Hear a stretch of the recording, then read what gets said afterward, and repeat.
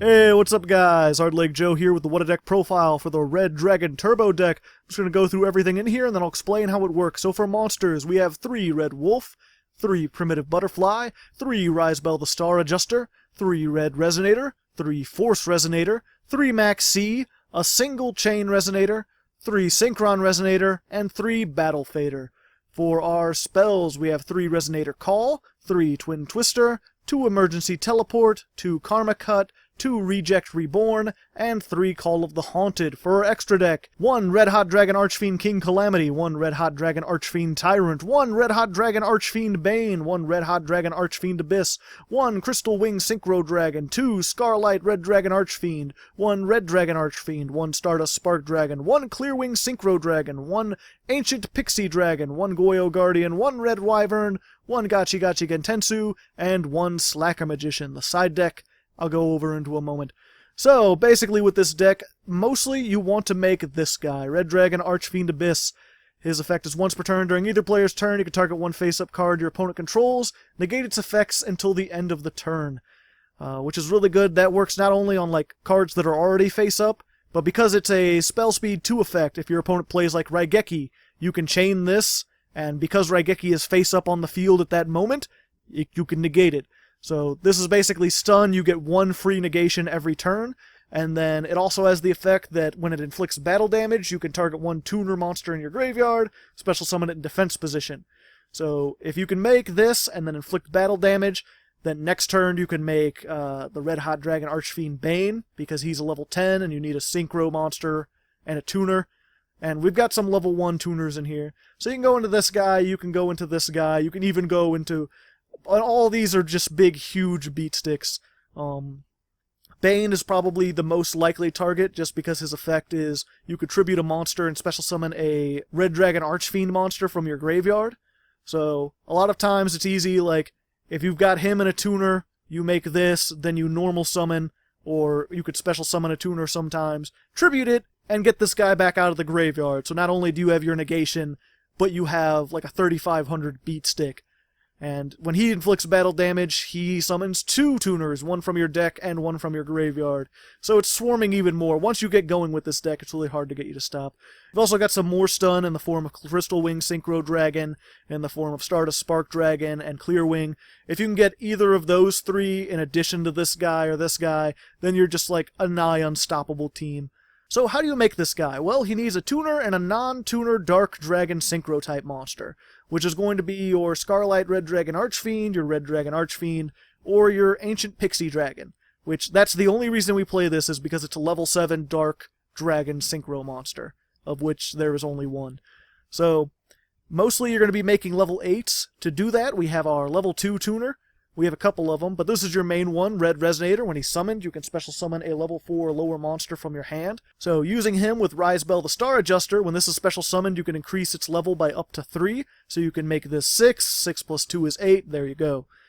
Primitive Butterfly, if you control no monsters, special summon it. You can increase the levels of all insect monsters you control by 1.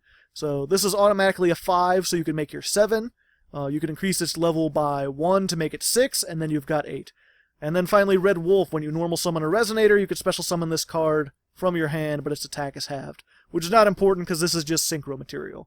You normal summon your Red Resonator, you get this. Likewise, if you normal summon Force Resonator, you can get this. Or if you special summon Primitive Butterfly, you can normal summon this. And that's how you make your 8s 90% of the time. We do have these other Resonators, the Chain Resonator and the Synchron Resonator. This one is, if you control if there's a Synchro monster on the field, you could special summon this card from your hand. So you can use it with Red Wolf, you can use it with Primitive Butterfly to make level 7s, but normally you don't want to do that. Normally what you do is you'll use the method I just described to make your level 8, and then you'll special summon this because you control a Synchro monster, and then sync for 9 to make this Red Hot Dragon Archfiend. You can also get him out of the graveyard with Call the Haunted, and you can search him out with Resonator Call. So it's fairly easy to get that level 9 out on the field. Chain Resonator, we only play at 1 because he's not all that useful.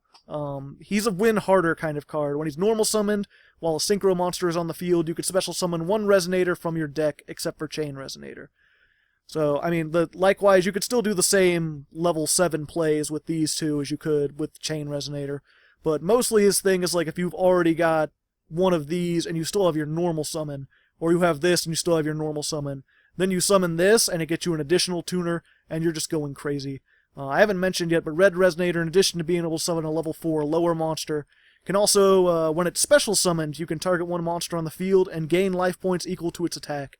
So if you use Chain Resonator or Call the Haunted to summon this, then you're going to be getting 3,000 plus attack, up to 4,000 or so, which can make you a lot more difficult to deal with. In addition to Synchro Summoning, because this is level 2 and Max C is level 2, you can also go into Gachi Gachi, which is just extra attack, extra survivability. If they Raigeki and Dark Hole, you'll at least still have this as a defense wall. You could also play Sky Cavalry if you want. He's not as useful, but if you wanted to get rid of, like, the Red Wyvern or something like that, or this Ancient Pixie Dragon, you could just as easily put this in there. Max C, as you well know, is just draw power. It's also the level 2, but other than that, it's mostly just draw power. With that, I'm playing Battle Fader, just because of the Max C challenge. If your opponent's going to start going off and making a whole bunch of stuff, you want to have something that, like, no matter what they make, if they're going to blow up the entire field and establish something, you have the chance that you can draw into Battle Fader and stop them, and then make a comeback once you have all the plays. For spells, Resonator Call is just going to let you search out any of your Resonators, if you need the red, or you need Synchron Resonator, or maybe you already have an established field and you want to grab Chain Resonator. Twin Twister, that's going to help you destroy spell traps, obviously. It's also going to put cards in the graveyard, because with Call the Haunted and with Bane's effect, you can summon them out of the graveyard. Likewise, we play Karma Cut, because it's really good, like monster removal that also lets you discard cards. Good against certain things right now, like the Blue Eyes. If you can banish all copies from their graveyard, they can be in trouble. Emergency Teleport, this lets you special summon Rizebel the Star Adjuster, which, as I said before, if you special summon it, you can increase its level by up to 3. So it's just another way to get this out if you already have either of your tuners. Like if you have Force Resonator in this, then you can get your level 8. And finally, Reject Reborn. This is just a good recovery. It's if your opponent's monster declares a direct attack and the battle phase, special summon one tuner and one synchro monster from the graveyard, but their effects are negated. But this can be really, really good in certain situations when you get, like, Raigeki, Darkhold. Again, they use a lot of resources to get rid of your stuff, and then you just summon back out, like, Red Dragon Archfiend and a tuner, and then you can make this. Or you summon this as a tuner, and then you can make Bane, and then tribute something to get this back. So it lets you reestablish your field pretty well. We only played it 2 just because, like, if you get it first, you don't really want it first turn. It's a recovery card. So by playing less copies of it, you're less likely to find yourself flooded with them when you can't use them. Finally, we just have the side deck as a replacement for Karma Cut against certain things if they don't mind being banished, like Cosmos, Divine Wrath can be a good choice. Sometimes you want a second Reject Reborn, sometimes Forbidden Chalice can be better. It doesn't let you discard, but sometimes you just really need that effect negation. As I said, Sky Cavalry in certain decks, if you really need to, like, set up a defense immediately, being able to go into more rank 2s is better. Utopia Beyond is interesting. There are times when, like, normal summon Red Resonator, get Rizebel, make it 6, and then also summon Red Wolf, and you'll have 2 level 6s on the field. And it's good to have that extra utility, especially if they do something like target this with Compulse, and then you're just left with 2 of these level 6s on the field. It doesn't come up enough, but in the What A deck there was a time when I kind of wished I had this. Likewise, Black Rose Dragon, I rarely find myself needing to blow up the field, and if you really need to, this Archfiend Tyrant can destroy all other cards on the field, and negate spell traps, so kind of a better choice to go with, but you might want to consider this in the side deck just against certain other decks that are really swarmy, because you can make level 7s just as easy as you can make 8s. This guy, I see a lot of people playing him at 2, I rarely get into him when I rarely get this and then lose. Usually I'm already so on the winning side of things that it doesn't matter. But you could easily toss out a Crystal Wing and put another one of these in there and you'd still be pretty good. Red Wolf is coming out in the Dark Illusion. So is Red Garden. I originally had both of these. This is, if you control a Red Dragon Archfiend, you can send this card from your hand to the graveyard, and monsters you control cannot be destroyed by your opponent's card effects. It's a very good, like, anti-Raigeki card. I found usually it's better just to have this. Especially since destruction is kind of phased out. But it's a decent card, especially against, like, if you're playing Fire Kings or you're playing something with a lot more destruction effects. This is actually pretty decent against Cosmos, because then their Dark Destroyer can't get rid of you. And finally, Junk Giant. I always like to use Junk Giant. He's better than Primitive Butterfly or Red Wolf in a lot of ways because your Synchro Summon can't be negated, but your opponent has to control level 5 or higher monsters. So against some decks, he's just useless, like you can't special summon him. But I would definitely put him in the side deck, and as long as you're playing against something that uses levels, maybe like a Fusion deck or like Cosmos, then swap out Junk Giant for your Primitive Insects or your Red Wolves. One of those two.